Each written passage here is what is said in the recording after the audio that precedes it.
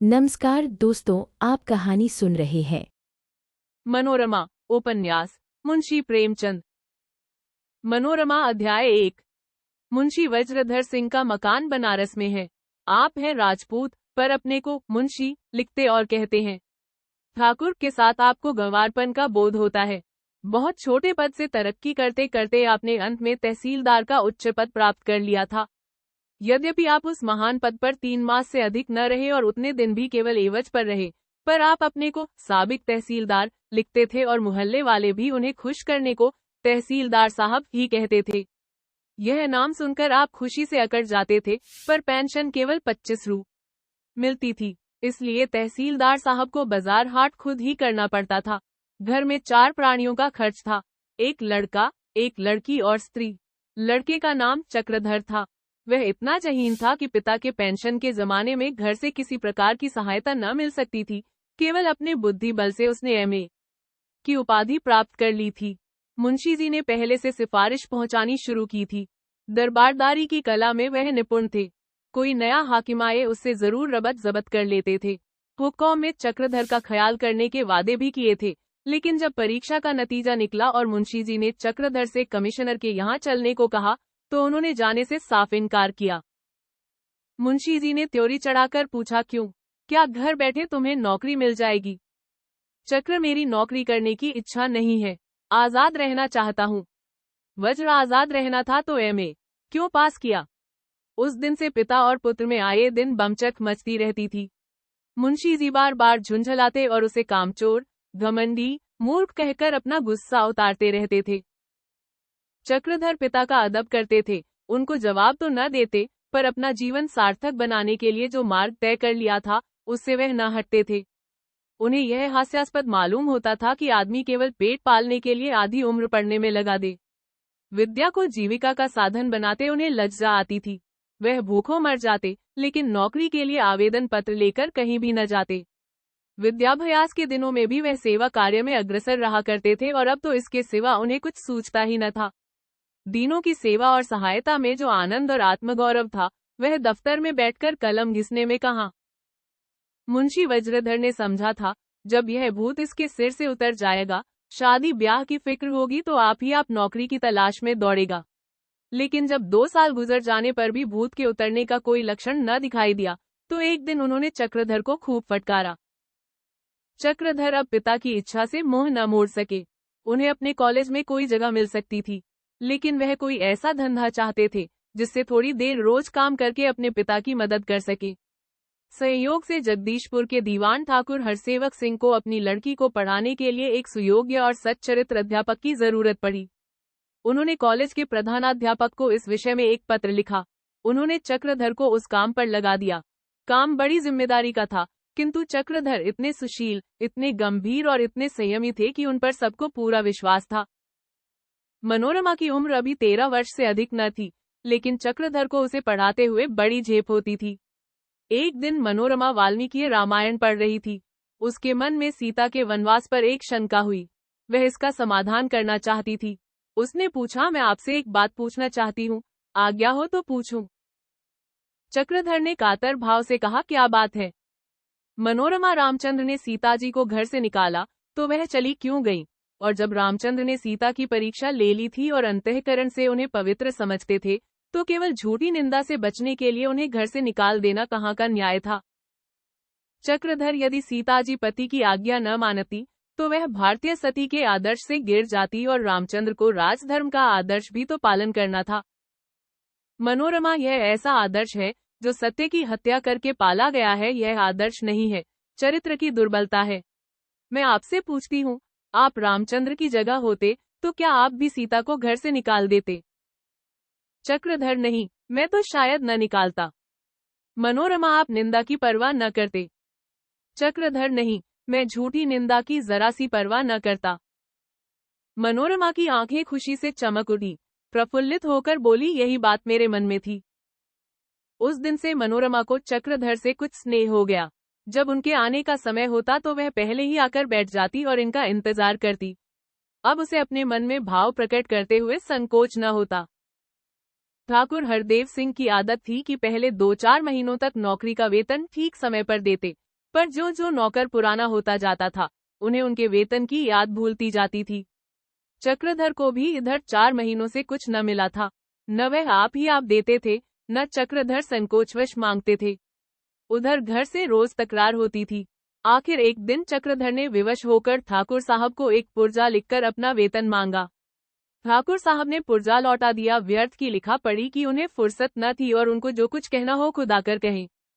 चक्रधर शर्माते हुए गए और बहुत कुछ शिष्टाचार के बाद रुपए मांगे। ठाकुर साहब हंसकर बोले, वाह बाबूजी, वाह, आप भी अच्छे मौजी जीव हैं। 4 महीने से वेतन नहीं मिला और आपने एक बार भी नहीं मांगा। आपको महीने महीने अपना वेतन ले लेना चाहिए था। सोचिए, मुझे एक मुश्त देने में कितनी असुविधा होगी। खैर जाइए, 10-5 दिन में रुपए मिल जाएंगे। चक्रधर कुछ न कह सके। लौटे तो मुख पर घोर निराशा छाई हुई थी। मनोरमा ने उनका पुर्जा अपने पिता के पास ले जाते हुए राह में पढ़ लिया था। उन्हें उदास देखकर पूछा, दादाजी ने आपको रुपए नहीं दिए? चक्रधर उसके सामने रुपए पैसे का जिक्र न करना चाहते थे। मोह लाल हो गया, बोले, मिल जाएंगे। मनोरमा, आपको 120 रु चाहिए न? चक्रधर, इस वक्त कोई जरूरत नहीं है। मनोरमा, जरूरत न होती तो आप मांगते ही न। देखिए, मैं जाकर। चक्रधर ने रोककर कहा, नहीं नहीं, कोई जरूरत नहीं। मनोरमा ने न मानी, तुरंत घर में गई और एक क्षण में पूरे रुपए लेकर मेज पर रख दिए। वह तो पढ़ने बैठ गई, लेकिन चक्रधर के सामने यह समस्या आ पड़ी कि रुपए लूं या ना लूं। उन्होंने निश्चय किया कि न लेना चाहिए। पाठ हो चुकने पर वह उठ खड़े हुए और बिना रुपए लिए बाहर निकल आए। मनोरमा रुपए लिए हुए पीछे पीछे बरामदे तक आई। बार बार कहती रही, इसे आप लेते जाइए, पर चक्रधर ने एक न सुनी और जल्दी से बाहर निकल गए। मनोरमा अध्याय 2।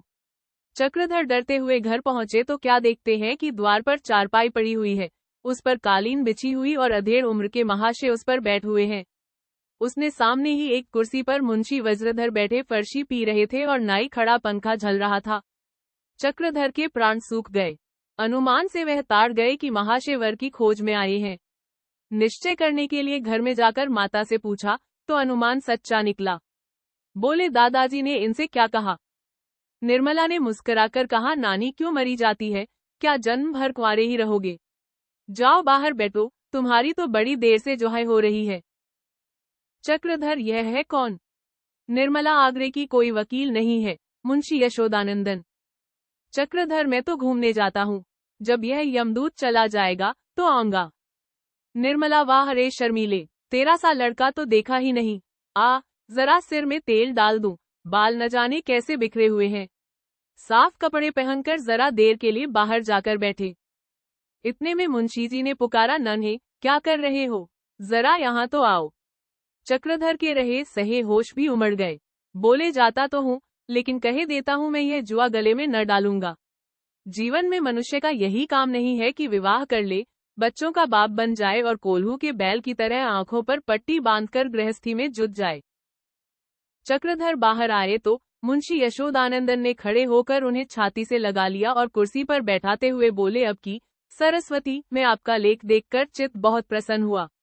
इस वैमनस्य को मिटाने के लिए आपने जो उपाय बताए हैं वे बहुत ही विचारपूर्ण हैं। इस स्नेह मृदुल आलिंगन और सहृदयतापूर्ण आलोचना के चक्रधर को मोहित कर लिया। वह कुछ जवाब देना ही चाहते थे कि मुंशी वज्रधर बोल उठे, आज बहुत देर लगा दी। राजा साहब से कुछ बातचीत होने लगी क्या? यह कहकर मुंशी जी घर से चले गए तो यशोदानंदन बोले, अब आपका क्या काम करने का इरादा है? चक्रधर, अभी तो निश्चय किया है कि कुछ दिनों आजाद रहकर सेवा कार्य करूं। यशोदा, आप जैसे उत्साही युवकों को ऊंचे आदर्शों के साथ सेवा क्षेत्र में आना जाति के लिए सौभाग्य की बात है। आपके इन्हीं गुणों ने मुझे आपकी ओर खींचा है। चक्रधर ने आंखें नीची करके कहा, लेकिन मैं अभी गृहस्थी के बंधन में नहीं पड़ना चाहता। मेरा विचार है कि गृहस्थी में फंसकर कोई तन मन से सेवा कार्य नहीं कर सकता। यशोदा, मैं समझता हूँ कि यदि स्त्री और पुरुष के विचार और आदर्श एक से हो तो स्त्री पुरुष के कामों में बाधक होने के बदले सहायक हो सकती है। मेरी पुत्री का स्वभाव, विचार, सिद्धांत सभी आपसे मिलते हैं और मुझे पूरा विश्वास है कि आप दोनों एक साथ रहकर सुखी होंगे। सेवा कार्य में वह हमेशा आपसे एक कदम आगे रहेगी। अंग्रेजी, हिंदी, उर्दू, संस्कृत पढ़ी हुई है, घर के कामों में कुशल है। रही शक्ल सूरत, वह भी आपको इस तस्वीर से मालूम हो जाएगी।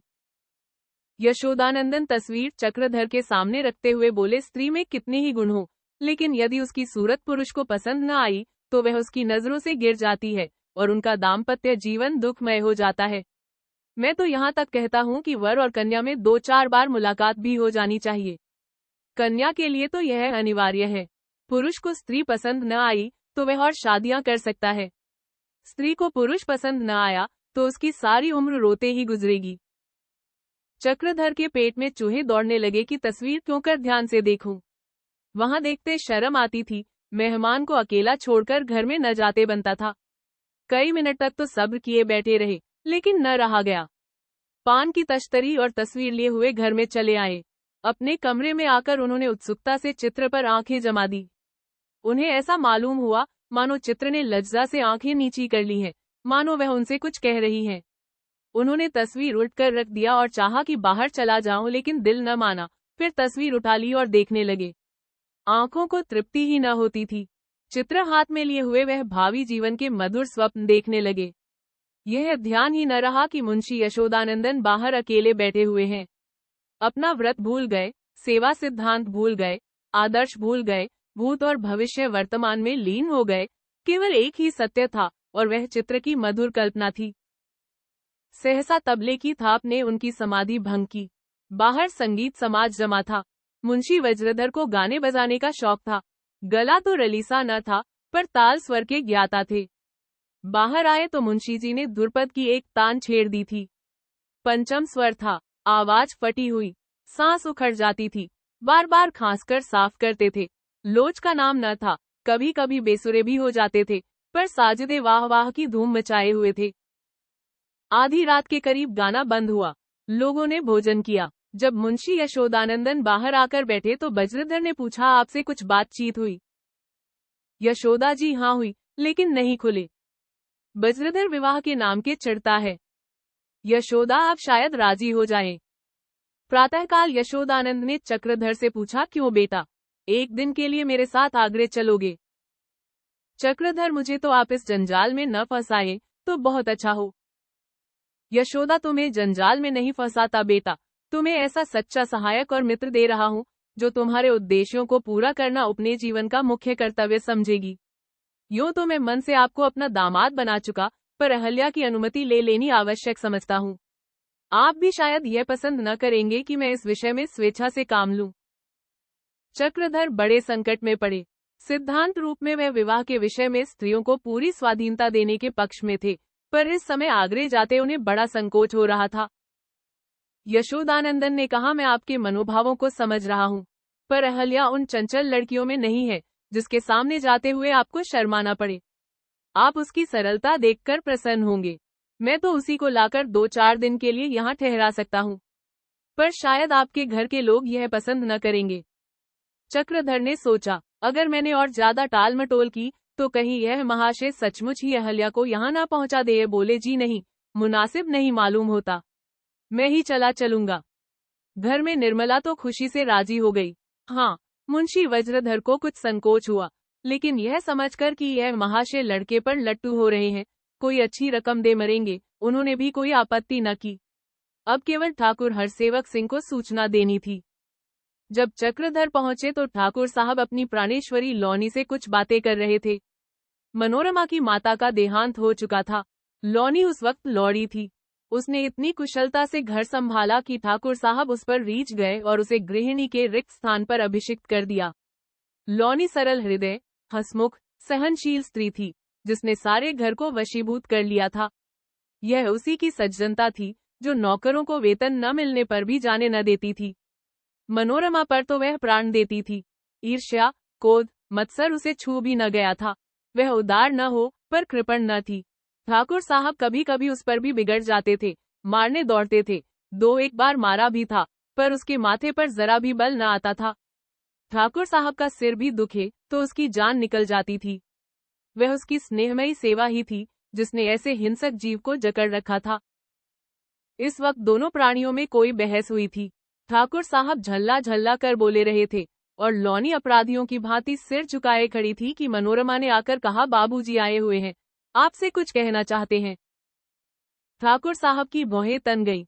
बोले कहना क्या चाहते होंगे, रुपए मांगने आए होंगे। अच्छा, जाकर कह दो कि आते हैं, बैठिए। लॉनी इनके रुपए दे क्यों नहीं देते, बेचारे गरीब आदमी हैं, संकोच के मारे नहीं मांगते, कई महीने तो चल गए। यह कहकर लॉनी गई और रुपए लाकर ठाकुर साहब से बोली, लो दे आओ, सुन लेना, शायद कुछ कहना भी चाहते हो। ठाकुर साहब ने झुंझलाकर रुपए उठा लिए और बाहर चले, लेकिन रास्ते में क्रोध शांत हो गया। चक्रधर के पास पहुंचे तो विनय के देवता बने हुए थे। चक्रधर, आपको कष्ट देने आया हूं। ठाकुर, नहीं नहीं, मुझे कोई कष्ट नहीं हुआ, यह लीजिए आपके रुपए। चक्रधर, मैं इस वक्त एक दूसरे ही काम से आया हूं, मुझे एक काम से आगरा जाना है, शायद 2-3 लगेंगे, इसके लिए क्षमा चाहता हूं। ठाकुर, हाँ हाँ, शौक से जाइए, मुझसे पूछने की जरूरत न थी। ठाकुर साहब अंदर चले गए तो मनोरमा ने पूछा, आप आगरे क्या करने जा रहे हैं? चक्रधर, एक जरूरत से जाता हूँ। मनोरमा, कोई बीमार है क्या? चक्रधर, नहीं, बीमार कोई नहीं है। मनोरमा, फिर क्या काम है, बताते क्यों नहीं? जब तक न बतलाइएगा मैं जाने न दूंगी। चक्रधर, लौटकर बता दूंगा, तुम किताब देखती रहना। मनोरमा जी, नहीं, मैं यह नहीं मानती, अभी बतलाइए। आप अगर मुझसे बिना बताए चले जाएंगे तो मैं कुछ न पाऊंगी। चक्रधर, यह तो बड़ी टेढ़ी शर्त है, बतला ही दूं। अच्छा, हंसना मत, तुम जरा भी मुस्कुराई और मैं चला। मनोरमा, मैं दोनों हाथों से मुंह बंद किए लेती हूँ। चक्रधर ने झेपते हुए कहा, मेरे विवाह की कुछ बातचीत है, मेरी तो इच्छा नहीं है, पर एक महाशय जबरदस्ती खींचे लिए जाते हैं। यह कहकर चक्रधर उठ खड़े हुए। मनोरमा भी उनके साथ साथ आई। जब वह बरामदे से नीचे उतरे तो प्रणाम किया और तुरंत अपने कमरे में लौट आई। उसकी आंखें डबडबाई हुई थी और बार बार रुलाई आती थी, मानो चक्रधर किसी दूर देश जा रहे हों। मनोरमा अध्याय 3। संध्या समय जब रेलगाड़ी बनारस से चली तो यशोदानंदन ने चक्रधर से कहा, मैंने अहल्या के विषय में आपसे झूठी बातें कही हैं। वह वास्तव में मेरी लड़की नहीं है, उसके माता पिता का हमें कुछ पता नहीं। चक्रधर ने बड़ी बड़ी आंखें करके कहा, तो फिर आपकी। मनोरमा उपन्यास भाग 1 और 2 कहानी समाप्त हुई। आपको यह कहानी कैसी लगी कमेंट बॉक्स में लिखकर जरूर बताएं। धन्यवाद।